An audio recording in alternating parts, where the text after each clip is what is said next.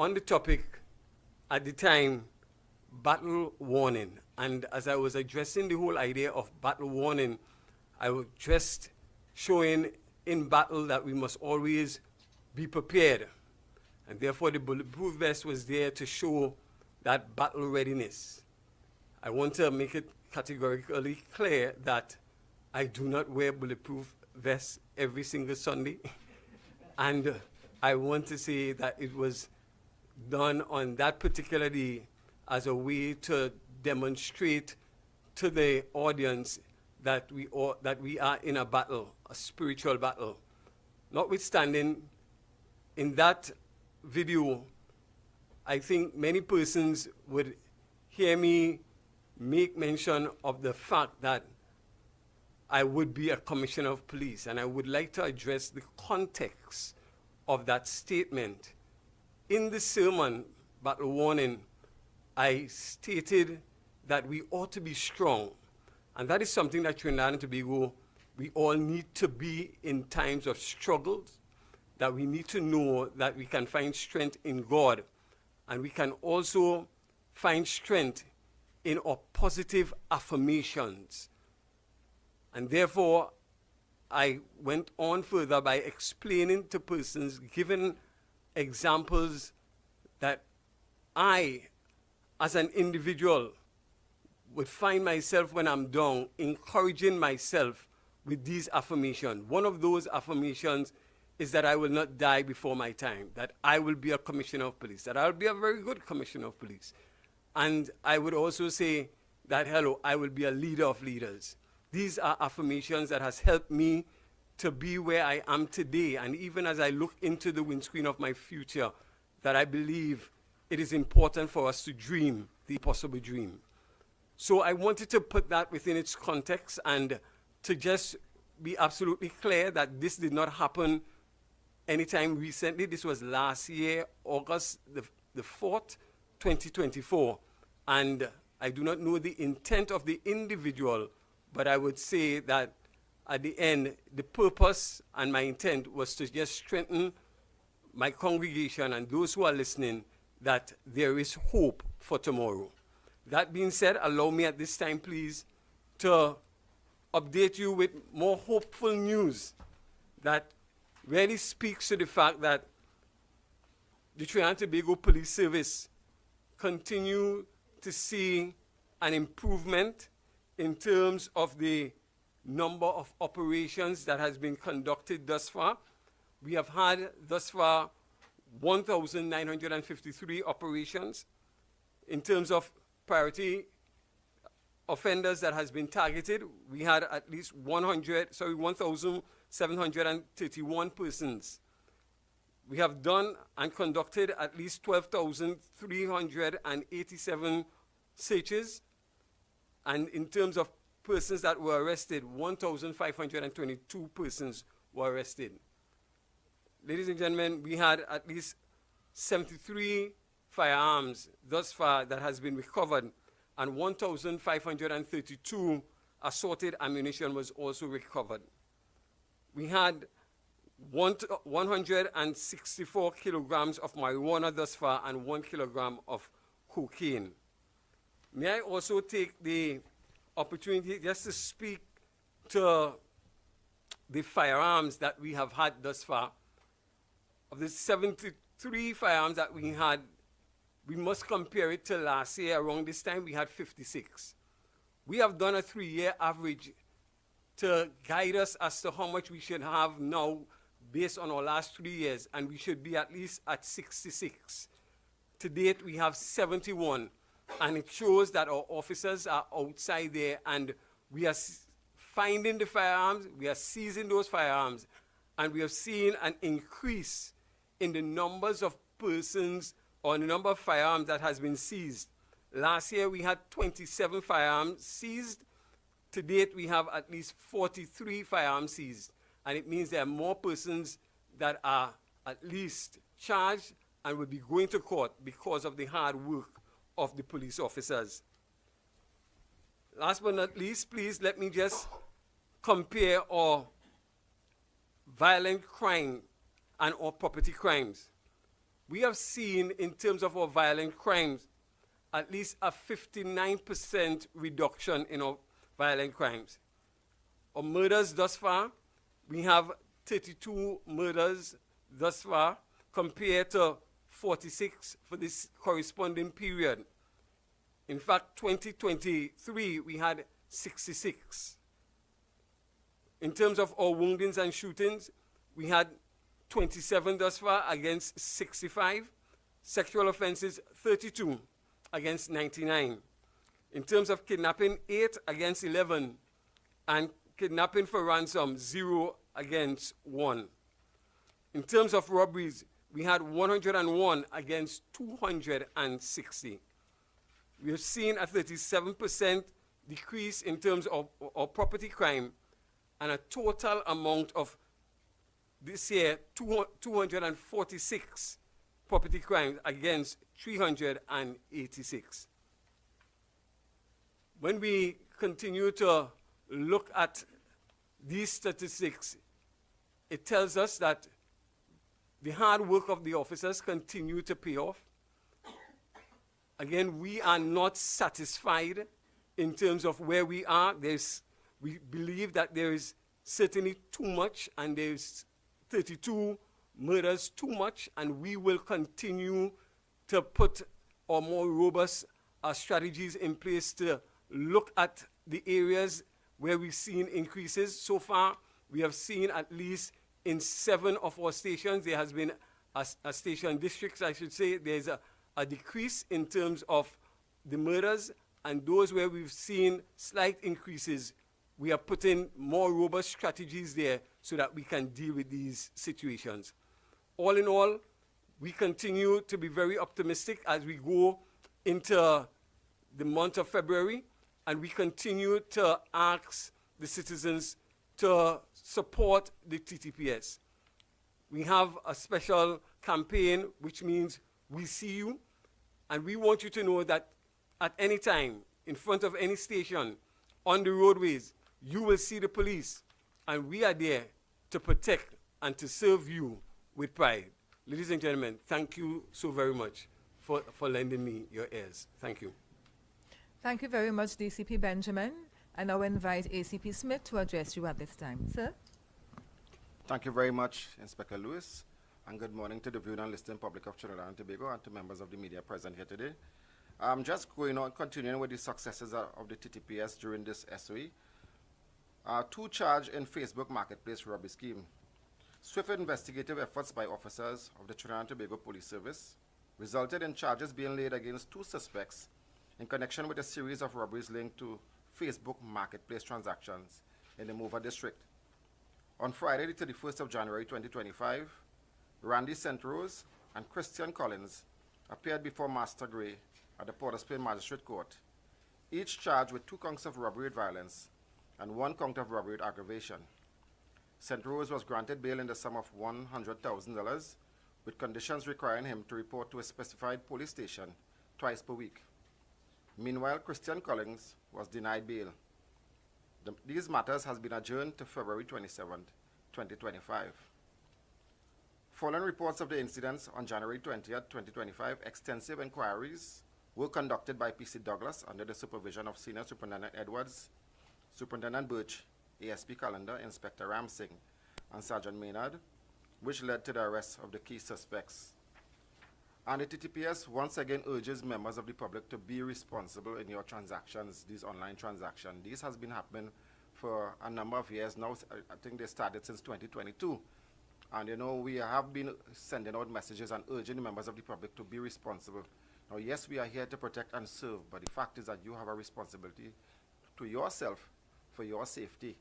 And we are urging you as well that if you have these transactions, you can come in front of a police station, inform the police officers that you are in fact going to make an online transaction or a transaction with someone that you met online, and the police officers would allow you to do that in front of the police station. This in fact would deter the persons who are bent on committing these type of crimes, and we are urging you to take this into consideration. Additionally, last week we would have spoken about the recovery of 10 firearms by officers of the Northern Division. A 34-year-old man will appear before magistrate on tomorrow's date for 2 counts of trafficking in firearms. One of those occurred in the Northern North Division, while the other one occurred in the Central Division. 4 firearms by 6 firearms, respectively, were found in these divisions on this same suspect. 2 counts of possession of ammunition, 1 count of possession of component parts of a firearm. So when you have any parts of a firearm, that's also an offense as well. So I just want to urge members of the public, this is a time of revelry, this is a time of merriment, Carnival time. As Gold Commander of Carnival 2025, yesterday I supervised the activities at Queen's Park, Savannah with the Junior Panorama Finals for the schools, and it passed incident-free. We had persons coming there with their firearms. We had provisions to deal with that because I also issued that we have a no firearm policy at these events as it relates to NCC, anything at Queen's Park, Savannah, and even some of these fests that we are having, there's a no firearm policy in effect. Please lodge your firearms at your nearest police station in your district, or even at the Woodbrook police station or the Belmont police station. However, if you choose to come with it at the Queen's Park, Savannah, we have provisions there for you. We had a no alcohol policy there as well yesterday, and it was observed for the most part. We had to take some alcohol from persons who came with it. We must remember that when we have events for our children, we must be mindful that alcohol would not be permitted at these events. And thank you so much to members of the public who attended. We had a huge crowd there, and it was really, really a wonderful experience, as well as they behaved themselves well yesterday. So thank you so much. Have a blessed day. Thank you very much, ACP Smith. We now invite members of the media to ask questions of the panel, please. Kishan, can you just hold for the mic for us, please?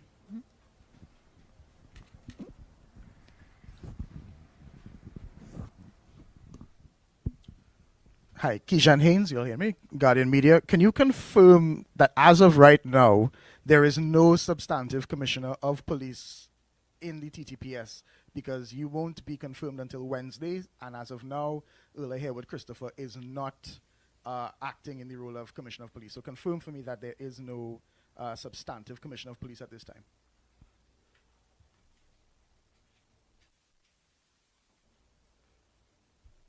I would say the issue with the Commissioner of Police, I think, has been addressed by the Service Commission, and therefore we stand in terms of awaiting, again, the process to ensure who would be the next acting Commissioner of Police at this time. Why should there be another one? If Earl Harewood Christopher was released without any charges, she's a free woman, why would she not be able to retain her position? Again, I'm saying that the Service Commission, to me, clearly and dealt with the matter with the Commissioner of Police, and I would not at this time even venture to go any further. I would just say that we now look forward to the process, and we would await the completion of the process as it relates to an acting Commissioner of Police. DCP Benjamin, as we have you on that topic, in the interim, how do we refer to you as DCP operations, given that we don't have a substantive commissioner at this time, or do we continue to refer to Madam Harewood as the Commissioner of Police at this time? I am the DCP operations and continue to function as the DCP operations at this time. Who gave the instructions to arrest Earl Harewood Christopher? Who signed off on that? This is a matter that is under investigation at this time, and therefore, again, because it's a matter that is under investigation, we want to be very careful in terms of saying anything further on this matter. But you should know who gave the instructions, and what role did the DPP play in the investigation and the instruction to arrest? Walk me through the role that happened between then and now. Who gave that instruction to investigate and subsequently arrest the Commissioner of Police?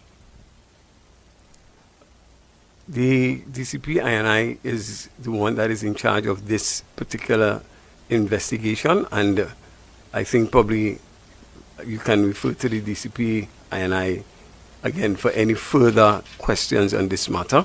But for now, we simply would say that the process and the investigation is ongoing, and we will continue to just, again, ask persons to allow the process to take its due course. Thank you much. But I ask again, why wouldn't Ulla Haywood Christopher get back into you had DCP Suzette Martin facing charges and she was able to work as normal. There are no charges. Ulla Haywood Christopher is facing no charges. Why should she not be able to get her position back as Commissioner of Police?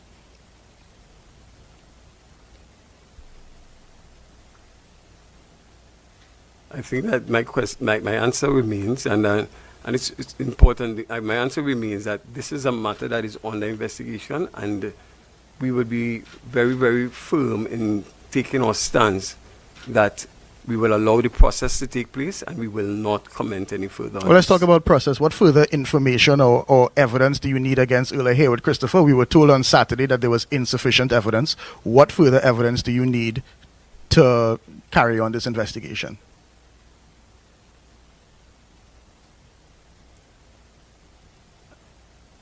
I am really appreciating that in terms of your questioning. I'm not appreciating the lack of answers. Yes, I want to tell you at this point in time that the Trinidad and Tobago Police Service will remain focused in terms of the task that is ahead. And that task is to ensure greater stability of our officers, ensure that at this time that there's that healing process, and as we continue to do that, we will continue to ensure that all that is in place for the well-running of the police service, and our officers from Deputy Commissioner, Assistant Commissioner, and even our divisional commanders, we are all on board to ensure that the police service stand tall even in the midst of our challenges. DCP, I know that between Friday and now, we've had 2 press conferences, and on Friday we had a show of solidarity in terms of having First Division officers here, and we spoke then about the morale of the police service. What is it today, given what has transpired over the weekend? We would have seen the commissioner being released without any charges being proffered. What exactly are your men and women telling you at this time? The Trinidad and Tobago Police Service remain a very resilient and committed to the task that we have.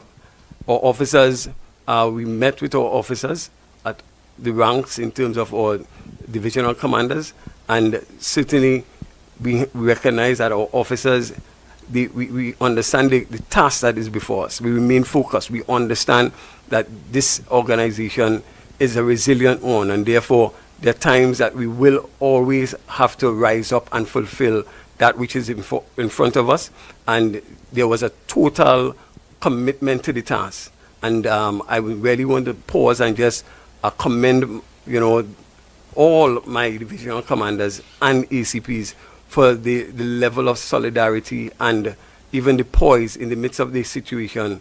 It really shows that the Trinidad and Tobago Police Service is one of the greatest organizations that I know at this time. And we would have seen DCP I, who is one of the most senior in the service now, investigating the head of this TTPS. I'm sure that there must be some sort of division, if not. But is there? Can you speak to whether or not there is a division in terms of the support, the solidarity, if you've had officers taken, having to choose sides at this point? The Trinidad and Tobago Police Service, we are one. We have always been one team, and each and every one of us, we all operate as one. Even in terms of deputy commissioners, intelligence need operation need administration. We operate as one, and we will continue to remain focused that there is a nation that needs us, and we have an SOE in effect, and we have our objectives to perform within the SOE, and we will do our duties without fear or favor, malice or ill will. DCP Benjamin, because this is somebody that you all would have worked with for an extended period of time. In terms of the relationship you all will have with Ms. Haywood Christopher, have you all been able to communicate with her? Have you all had to distance yourself from her in terms of lessening that relationship while this investigation is ongoing? There are times that those who might probably met with her, our prayers continue to be with her, but in terms of the work that needs to be done, we continue to do our duties, and we recognize that as we do our duties more and more, we recognize that the nation needs that direction, and I'm really proud of the officers to see, that they are taking the job seriously. If you listen to the statistics, It means that in the midst of the challenges, our officers continue to really find the firearms that are out there. We recognize that we are arresting persons, and what we really want to do is to even focus more on our priority offenders, because this is the purpose of the SOE. We really need to capitalize on it so that we can ensure, even after the SOE, that we remain, we have something more sustainable that will at least reduce the crime situation in the country. All right, and have you been able to speak with Ms. Haywood Christopher personally, and are you able to say what is her state of mind right now? I cannot speak to her state of mind at this time. And again, the Trinidad and Tobago Police Service, we continue to, at least, our prayers are with her, and we continue to remain focused. The guns at the center of this investigation, where are they now? That matter is under investigation, and I am saying we choose to make no further comment on this matter. You would have had this SSA matter didn't start today. At what point did Ulla Haywood Christopher go from being the Commissioner of Police to being someone who needed to be under investigation? This matter is under investigation, and I wish to make no further comment on that matter.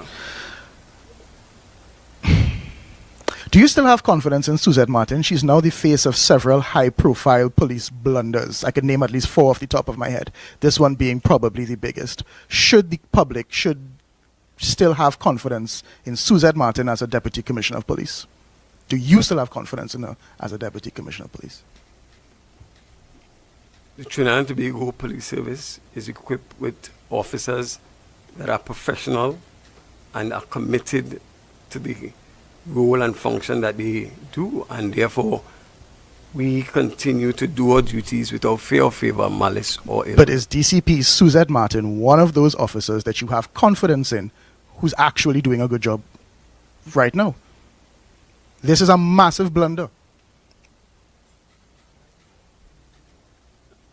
And again, I want to make it absolutely clear that the Trinidad and Tobago Police Service continues to do our duty without fear or favor, malice or ill will. And I thank you for that question.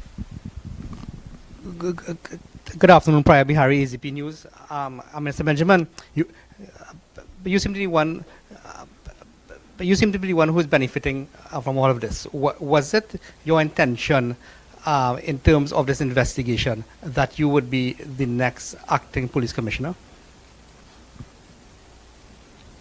Again, I want to just make it absolutely clear that this investigation falls within the remit of the DCP INI, and therefore I speak today as the most senior DCP, and I'm saying that whatever we do based on instructions from the DPP.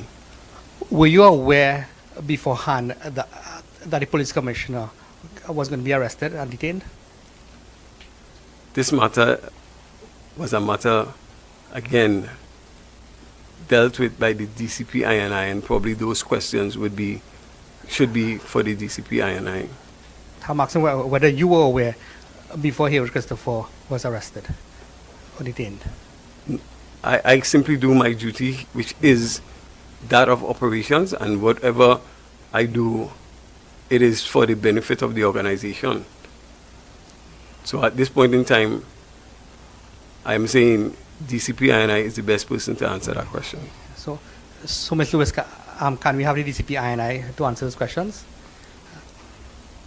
DCP INI, Ma'am Suzette Martin is not here this time. However, based on the information, I am sure that Ms. Archie, being the manager at this time at Corpcom, will be able to engage to get some response for you, please. Thank you. And Mr. Benjamin, why would the TTPS want to acquire two sniper rifles?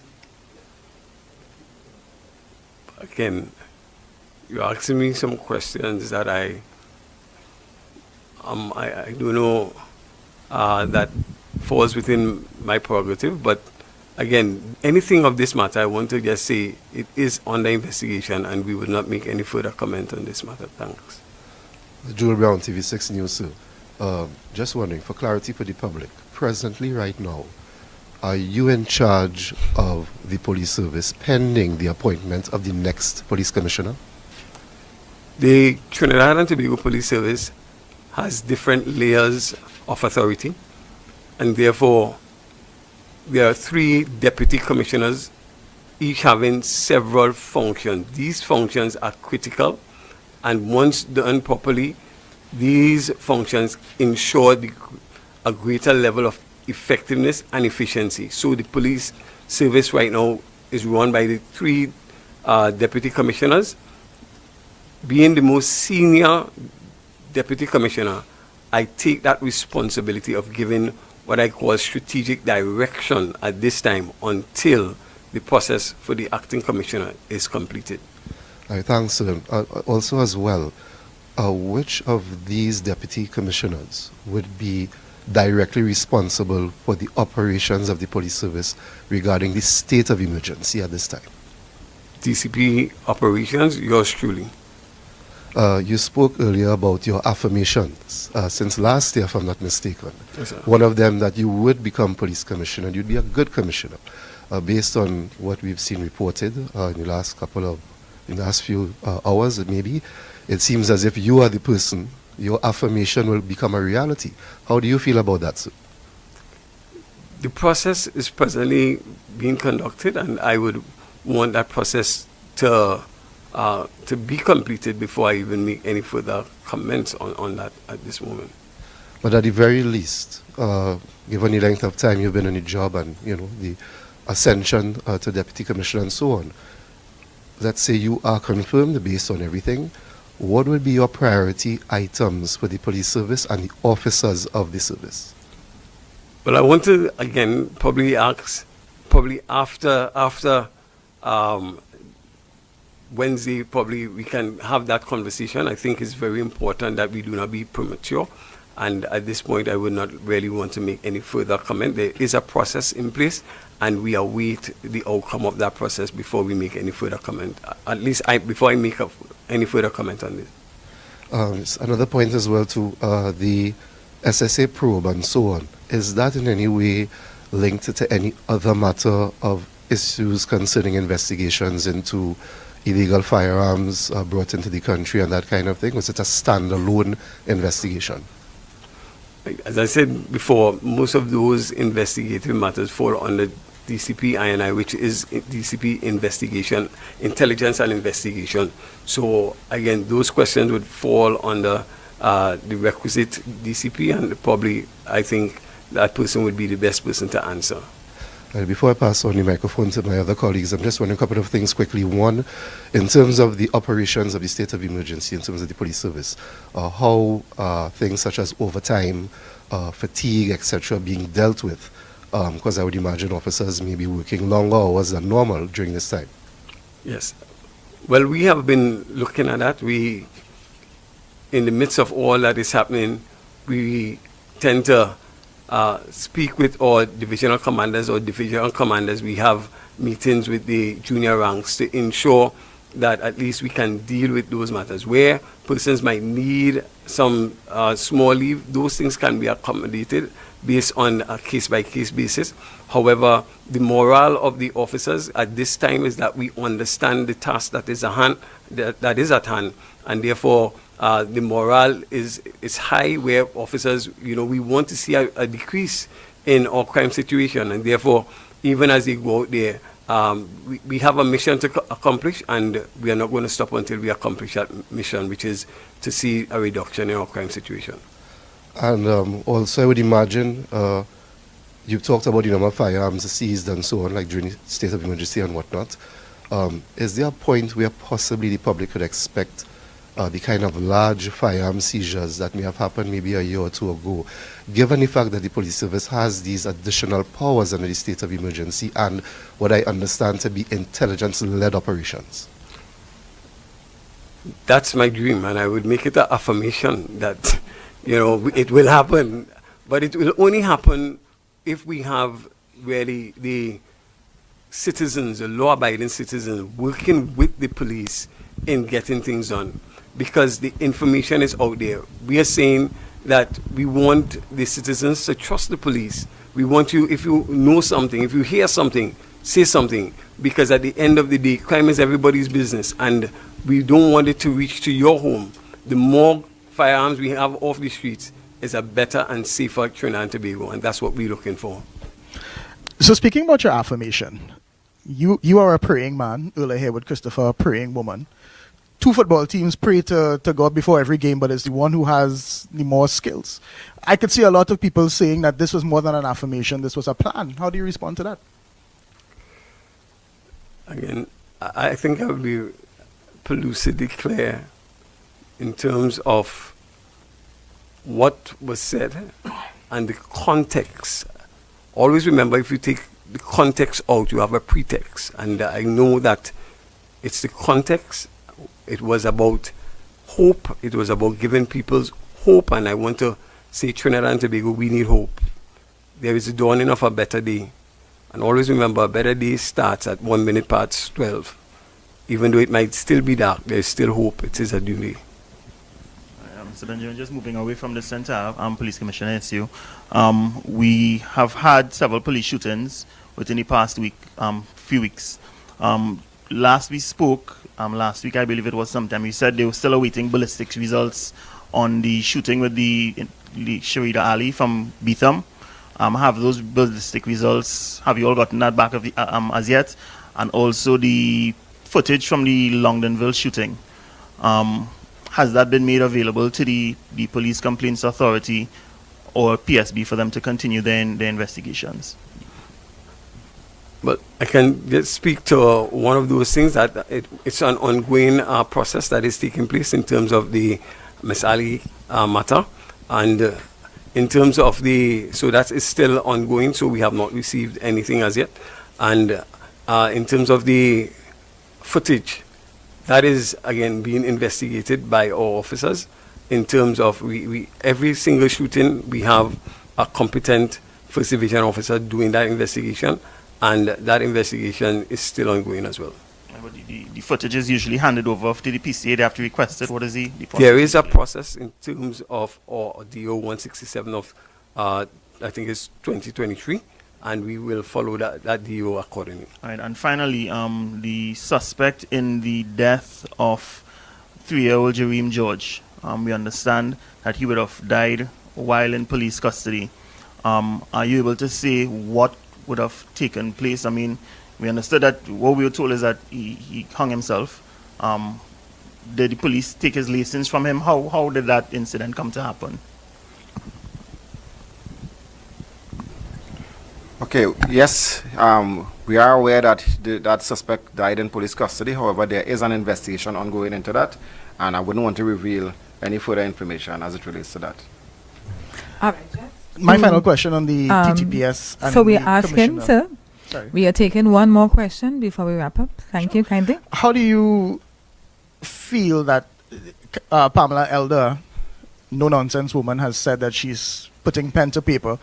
How do you feel that this investigation that clearly is not going your way, could result in tens of thousands, millions of dollars being paid in either legal fees or payouts to Ms. Haywood Christopher? The Trinidad and Tobago Police Service conduct all our inquiries and whatever we do without fear or favor, malice or ill will. And you think it's going to stand up in a court of law if any legal action is taken against because of this arrest? May I, sir, if I can kindly? Is it not with me? No, I'm Keyshan. I'm Keyshan Haynes. Yeah.